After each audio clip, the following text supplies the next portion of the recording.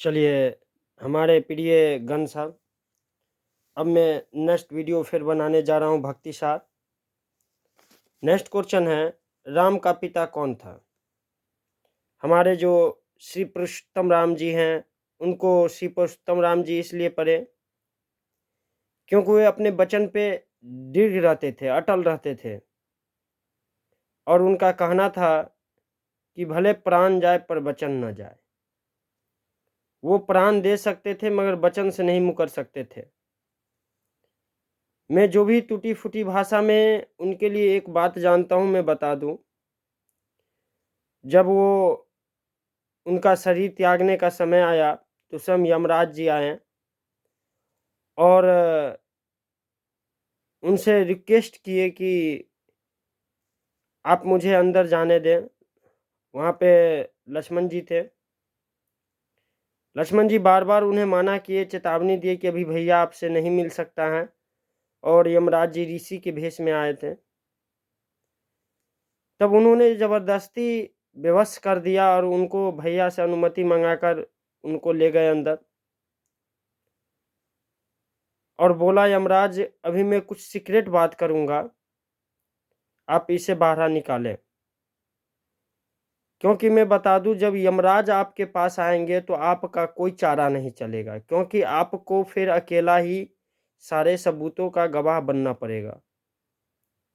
जिस प्रकार यहाँ स्वयं इस मृत लोक पर राम भगवान को भी अकेला ही गवाह बनना पड़ा था, आपको भी वैसी प्रकार उसी साधना में आपको भी उतना ही गवाह देना पड़ेगा। तो जब स्वयं राम भगवान से 3 गो शपथ ले लिए यमराज जी की, पहला, हमारे वार्तालाप के बीच कोई ना आए, अन्यथा आप उसको मृत्यु दंड देंगे। दूसरा, जो भी हम आपसे बात करेंगे उस बात को आपको परिपूर्ण रूप से पालन करना है। इसने भी इस बात पर भी राम भगवान स्वयं प्रसन्न होकर स्वीकृति दे दिए और इस बात पर भी स्वीकृति दे दिए कि आपके वार्तालाप के बीच कोई आएगा तो हम उसे मृत्यु दंड देंगे। और तीसरा था कि आप अपने धाम की ओर यहाँ से चलने के लिए वैकुंठ की ओर आकर्षित हो जाएंगे। इसको भी उन्होंने मान गया। अगर कुछ छूट जाए तो आप हमें माफ़ कीजिएगा, क्योंकि हम तो कोई बड़ा कवि नहीं हैं या कोई ऐसा वेद व्यास नहीं है जो हम कुछ बोल सकते हैं, मगर जो भी टूटी फूटी भाषा है हम आपको उसमें समझा रहे हैं। क्योंकि ये शरीर एक माटी की कठपुतली है, आज है कल है कब है नहीं है कोई नहीं जानता है। क्योंकि आत्मा का 2 रूप होता है, एक सूक्ष्म आत्मा होता है और एक जो होता है वो होता है प्रेत आत्मा। जब तक आपके शरीर में हैं, आप इस धरती पर जीवित हैं, कोई भी चीज को, कोई भी सामान को, कोई भी वस्तु को जब तक आप छूते हैं, स्पर्श करते हैं, तब तक आप सूक्ष्म आत्मा हैं। आपकी सांस और आपकी आवाज ही आपकी पहचान है। आपकी नाम ही आपकी जो संघर्ष का एक पावर है, एक मेहनत की पावर है। जिस दिन आपकी नाम और आपका जुबान, आपकी सांस टूट गया, उस दिन आप कुछ नहीं कर सकते हैं। आपकी सारी आशा यूं का यूं रखी रह जाएगी।